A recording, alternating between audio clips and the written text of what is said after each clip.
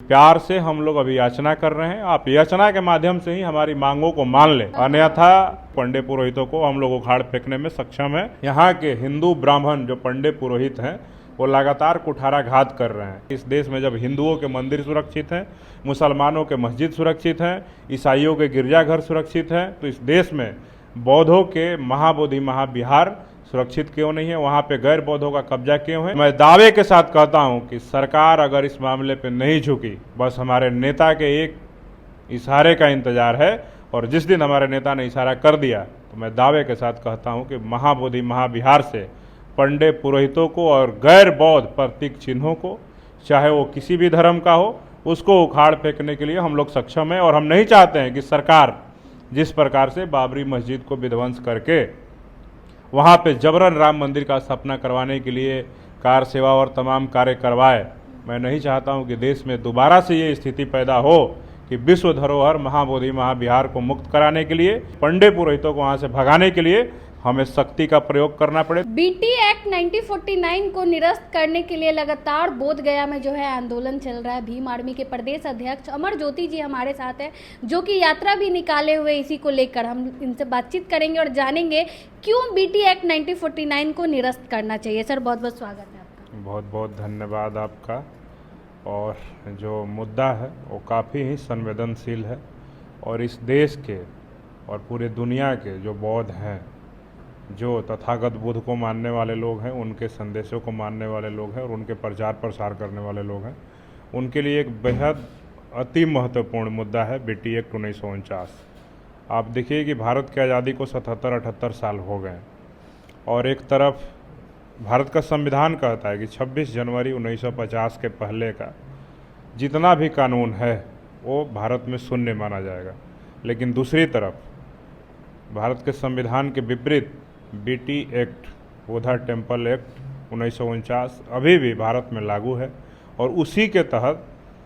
उस कानून के तहत ही बोध गया टेम्पल मैनेजमेंट कमेटी जो है बोध गया में महाबोधि महाविहार में वहाँ कार्यरत है। और वो एक्ट कहता है कि इसमें 4 बौद्ध रहेंगे, 4 गैर बौद्ध रहेंगे, और चारों जो गैर बौद्ध होंगे वो हिंदू होंगे। हिंदू यानी कि अपर कास्ट हिंदू, और मोस्टली उसमें ब्राह्मण हैं। और इसके अलावा एक जो वहाँ के उस बीटीएमसी के जो चेयरमैन होंगे वो गया ज़िले के डीएम साहब होंगे, और जो गया के डीएम भी होंगे वो हिंदू ही होने चाहिए। तो ये सीधे तौर पे आप देखिए कि ये जो भारत का संविधान आस्था का, अपने धर्म की उपासना का जो आज़ादी देता है, उसका उल्लंघन कर रहा है ये बीटी एक्ट 1949। क्योंकि बीटी एक्ट 1949 एक तरफ उसमें गैर बौद्धों को डालने की बात करता है, दूसरी तरफ वहाँ पे डीएम भी जो उसके चेयरमैन होते हैं वो भी हिंदू होते हैं। तो सीधे सवाल है कि भारत में जिस प्रकार से हिंदुओं के तमाम मठों पे, मंदिरों पे, और उनके जितने भी धर्म के प्रतीक चिन्ह हैं, और तमाम जो उनके बड़े बड़े मंदिर हो, राम मंदिर हो या कृष्ण मंदिर हो या शिव मंदिर हो, कोई ऐसा मंदिर है जहां आप हमको दिखाइए कि वहां के कोई भी अगर ट्रस्टी है, कमेटी है, उसमें गैर हिंदू हैं। तो सीधे सवाल है कि फिर बौद्धों के जो पूरे दुनिया में भारत का जब नाम लिया जाता है तो तथागत बुद्ध के नाम से भारत को जाना जाता है। और देश के प्रधानमंत्री भी अक्सर, या देश के कोई भी लीडर जब विदेशों में जाते हैं तो सीधे तौर पे कहते हैं कि हम बुद्धा की धरती भारत से आए हैं और हम वहाँ के रहने वाले हैं, और हम उनके संदेशों को अपने देश में फैलाने का काम करते हैं, हम उनके लोग हैं। और दूसरी तरफ भारत में एक ऐतिहासिक विरासत जो विश्व धरोहर भी है, और वहाँ पे बौद्धों को ना उनके अधिकार मिल रहे हैं, ना उनको पूजा करने की आज़ादी है, ना कोई भी। ऊपर से आप जब बोध गया मंदिर में जब अंदर प्रवेश लीजिएगा, बोध गया जो महाबोधि महाविहार है, तो आप उसके पूरे प्रांगण में जब आप घूमिएगा तो देखिएगा कि कई गैर बौद्ध प्रतीक चिन्हों को वहाँ पे ये बीटीएमसी में जो रहने वाले गैर बौद्ध मेंबर्स हैं, उन लोगों ने वहाँ पे गैर बौद्ध प्रतीक चिन्हों को वहाँ पे स्थापित करने का बहुत प्रयास किया है। और कई जगह मैं देखा कि जो मेन मंदिर है उसके सामने ही शिवलिंग रख दिया गया है, और तमाम तरह के धार्मिक प्रतीक चिन्ह, बुद्ध के जो छोटी छोटी मूर्तियां हैं उनको टीका करके, सिंदूर लगा करके उनको देवी का रूप दे दिया गया है, 5 पांडव बनाया गया है। और उसी प्रांगण के बगल की ज़मीन में, उसी प्रांगण जो बोध गया टेम्पल का जो प्रांगण है, उसी में जगन्नाथ मंदिर बना दिया गया। सीधे तौर पे दिखाता है कि यहाँ पे बौद्धों की जो धार्मिक आज़ादी है उस पर यहाँ के हिंदू ब्राह्मण जो पंडित पुरोहित हैं वो लगातार कुठाराघात कर रहे हैं। और मैं दावे के साथ कहता हूँ कि अगर देश के किसी भी छोटे हिंदुओं के मंदिर पे भी अगर किसी दूसरे धर्म के लोग अगर उस मंदिर के अंदर जा कर के बुद्ध की मूर्ति रख दे और किसी भी धर्म का, गैर हिंदू धर्म का अगर वहाँ पे कोई प्रतीक चिन्ह रख दें, तो मैं दावे के साथ कह सकता हूँ कि हिंदू बर्दाश्त नहीं करेंगे और वहाँ पे दंगा भी हो सकता है, भी हो सकता है, कुछ भी हो सकता है। लेकिन ये सोचने की बात है कि जो विश्व धरोहर है, जो सिर्फ और सिर्फ जहाँ पे बौद्धों का अधिकार होना चाहिए था, वहाँ पे आज भी गैर बौद्ध इस प्रकार से कब्जा जमा करके, और सरकार भी इसमें अनसुना करके चल रही है। ये आंदोलन आज से नहीं चल रहा है, ये सदियों से चल रहा है, ये 100 वर्ष पहले से आंदोलन चल रहा है। बीच में 1992-93 में भी ये आंदोलन तेज हुआ था और इसको लेकर के लोकसभा के अंदर रामविलास पासवान जी ने भी आवाज़ उठाने का काम किया था और भी उस वक्त के जो नेता थे उन लोगों ने आवाज़ उठाने का काम किया था। लेकिन जो उस समय की सरकार थी नरसिम्हा राव की, उस सरकार ने इसको बीटी एक्ट को रद्द करने के बजाय बिहार सरकार पे फेंकने का काम किया कि बिहार के मुख्यमंत्री के हाथ में है, वो करेंगे। और जब बिहार के मुख्यमंत्री लालू प्रसाद यादव जी उस समय तत्कालीन मुख्यमंत्री थे, उनसे जब जो बुद्धिस्ट कमेटी के लोग थे वो लोग जब मुलाकात किए तो लालू जी कहते थे कि हमारा नहीं है मैटर, ये केंद्र का मैटर है। और इस तरह से ये बीटी एक्ट को अभी तक ख़त्म नहीं किया गया है। इस पर मेरा मांग है कि बिहार के जो मुख्यमंत्री नीतीश कुमार जी हैं और एनडीए के प्रधानमंत्री नरेंद्र मोदी जी हैं, जो आज मैं देखा कि अभी कुछ दिन पहले ही हांगकांग में बुद्ध के जो अवशेष हैं उन अवशेषों को साथ छेड़छाड़ करने का हांगकांग में प्रयास किया गया, तो हमारे नेता भीम आर्मी संस्थापक आज़ाद समाज पार्टी के राष्ट्रीय अध्यक्ष और सांसद चंद्रशेखर आज़ाद जी ने उस पर जब लेटर लिखा प्रधानमंत्री को और आर्कियोलॉजिकल डिपार्टमेंट को, तो जैसे ही वो लेटर चंद्रशेखर आज़ाद जी का सरकार के संज्ञान में आता है तो नरेंद्र मोदी हांगकांग में जो बौद्ध के अवशेष हैं, बुद्ध के अवशेष, उसको सुरक्षित करने के लिए वहाँ के सरकार को लेटर लिखते हैं। तो हमारा सवाल है कि जब दूसरे देशों में बुद्ध के अवशेषों पे कोई छेड़खानी होती है, कोई उस पर मामला आता है, तो आप तुरंत त्वरित कार्रवाई करते हैं, लेकिन 12 फरवरी से हज़ारों के संख्या में वहाँ पे हज़ारों की संख्या में बुद्ध लोग बैठे हुए हैं, वहाँ पे भंते बैठे हुए हैं, भिक्षु बैठे हुए हैं, भिक्षुणी बैठी हुई हैं, लेकिन ना केंद्र की सरकार के कान में कुछ सुनाई दे रहा है, ना बिहार की सरकार के कान में सुनाई दे रहा है। जबकि लोकसभा में हमारे नेता चंद्रशेखर आज़ाद जी ने 2 बार प्रधानमंत्री और सरकार के समक्ष, लोकसभा के स्पीकर के समक्ष इस मुद्दा को उठाने का काम किया। उनके बाद वहाँ पे लोकसभा में कई कांग्रेस के नेताओं ने भी आवाज़ उठाने का काम किया, यहाँ तक कि एनडीए में उपेंद्र कुशवाहा जी हैं जो उन्होंने भी राज्यसभा में इसका आवाज़ को उठाने का काम किया। फिर भी हमारा सवाल है कि सरकार आखिर इस मुद्दे पे इतना असंवेदनशील क्यों है और इस मामले का निराकरण क्यों नहीं कर रही है, बीटी एक्ट 1949 को रद्द क्यों नहीं कर रही है, वहाँ पे जो भी गैर बौद्ध प्रतीक चिन्ह है उसको हटाने पे कार्रवाई क्यों नहीं कर रही है। हमें लगता है कि इस देश की सरकार जो है और इस राज्य की जो सरकार है वो बौद्धों के पेशेंस का इम्तहान ले रही है। तो हमको लगता है कि सरकार जिस प्रकार से इम्तहान लेने का काम कर रही है, तो हम तो बौद्धों को नहीं कहेंगे कि किसी प्रकार का कोई उपद्रव मचाएं, लेकिन भीम आर्मी के लोग भी इस आंदोलन को मजबूती से, हम सब लोग यात्रा कर रहे थे बिहार में, विरासत बचाओ भारत बचाओ पद यात्रा, और हम लोग बिहार के 5 जिलों से वो यात्रा लेकर के पटना पहुंचे थे और यहाँ भी हम लोगों ने यात्रा किया। लेकिन जिस प्रकार से देश में हालात बने हैं, अभी भारत और पाकिस्तान का संघर्ष का मामला चल रहा है, सीमा पे तनाव बढ़ा हुआ है, और उसको देख करके हम सब ने लगा कि देश हित में सबसे पहले प्रथम और अंततः हम लोग भारतीय हैं, इसलिए हम लोग यही सोचे कि पहले देश बचा लिया जाए, उसके बाद विरासत बचाएंगे। इसलिए हम लोगों ने उस यात्रा को अभी पोस्टपोन किया हुआ है। आगे यात्रा चलेगी जैसे ही ये संघर्ष का मामला ठंडा हो जाता है, संघर्ष विराम हो जाता है, सीजफायर प्रॉपर रूप से हो जाता है, ये यात्रा आगे भी चलेगी। और इस मामले को लेकर हम लोग बोधगया में एक बड़ा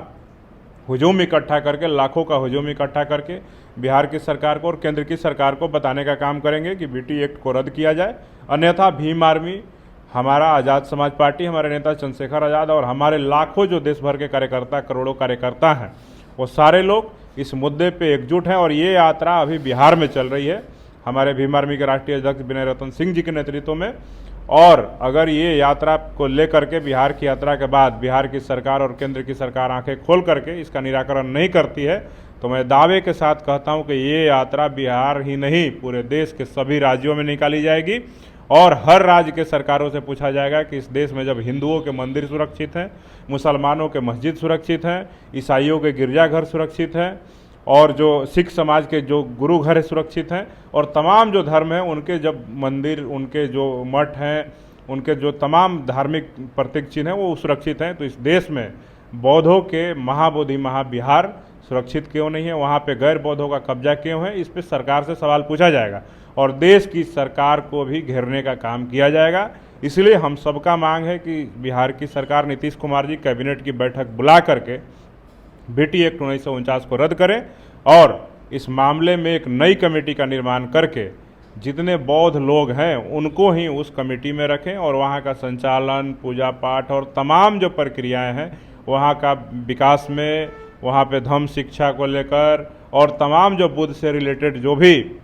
शिक्षा का साधन हो या कोई भी हो जिससे देश और समाज का विकास हो सकता है, उसके विकास करवाने के लिए बौद्धों के हाथ में दे करके उसको कार्य करने का काम करें। अन्यथा भीम आर्मी मजबूती के साथ सरकार के खिलाफ खड़ी रहेगी और बौद्धों के हक अधिकार के समर्थन में हम सब मजबूती से खड़े रहने का काम करेंगे। जो बौद्ध लोग थे जो सीएम से मिलने आए थे, उनका आरोप ये भी था कि जो भी वहाँ पे डोनेशन मिलता है उसका भी गलत इस्तेमाल किया जा रहा है। देखिए, इस पे हम यही कहना चाहेंगे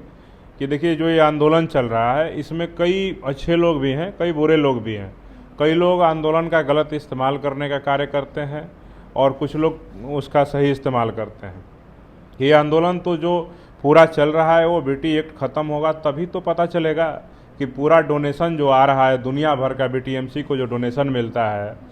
महाबोधि महाविहार का विकास करने के लिए, दुनिया भर से BTMC के लोग आते हैं, लोग वहाँ घूमने के लिए और वहाँ पे दान दे करके जाते हैं। और मैं जब वहाँ घूमने गया तो मुझे पता चला कि वहाँ पे जितने भी गैर बौद्ध पंडे पुरोहित उस BTMC कमेटी में हैं और जो वहाँ पे सिर्फ और सिर्फ चीवर धारण करके बौद्ध का रूपांतरण करके बौद्ध का चोला पहन करके वहाँ पे हिंदू धर्म के प्रतीक चिन्हों को, हिंदू धर्म को मजबूत करने का काम कर रहे हैं, उन सब ने अपनी संपत्ति बढ़ा ली है और वहाँ पे बौद्धों का कोई अधिकार सुरक्षित नहीं है और उनके घर इतने महंगे महंगे घर बन गए हैं, उनकी बेटियों की, उनके बेटों की इतनी महंगी महंगी शादियाँ हो रही है कि एक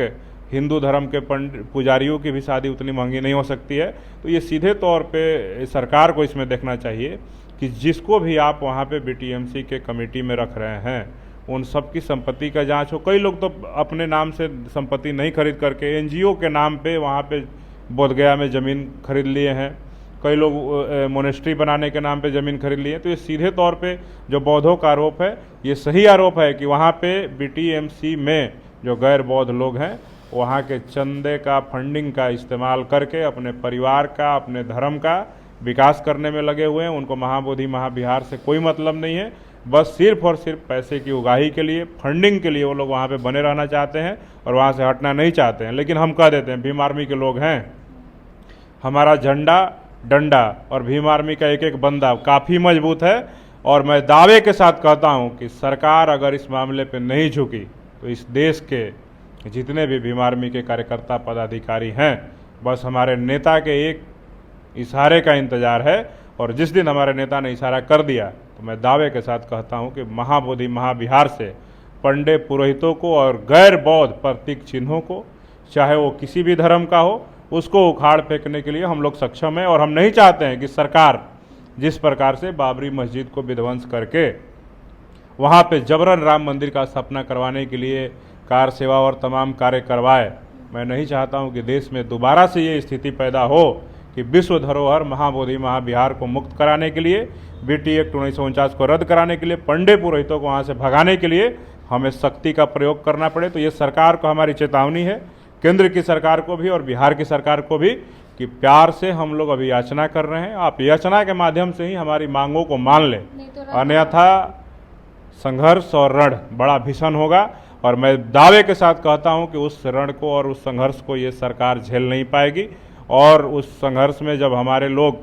एग्रेसिव हो गए और हमारे नेता का एक इशारा मिल गया तो फिर सरकार को भी रोकने की बस की बात नहीं होगी। पंडे पुरोहितों को हम लोग उखाड़ फेंकने में सक्षम है और बीटी एक्ट 1949 को तो सरकार से हम लोग संवैधानिक तरीके से ही रद्द करवा के रहेंगे। चलिए, बहुत बहुत धन्यवाद बातचीत करने के लिए। हमारे साथ भीम आर्मी के प्रदेश अध्यक्ष अमर ज्योति जी थे। हमने इनसे बातचीत की कि बीटी एक्ट 1949 को क्यों निरस्त करना चाहिए। आपने सुना इन्होंने क्या कुछ कहा, बाकी आप क्या कुछ सोचते हैं अपनी राय कमेंट बॉक्स में ज़रूर दें। धन्यवाद।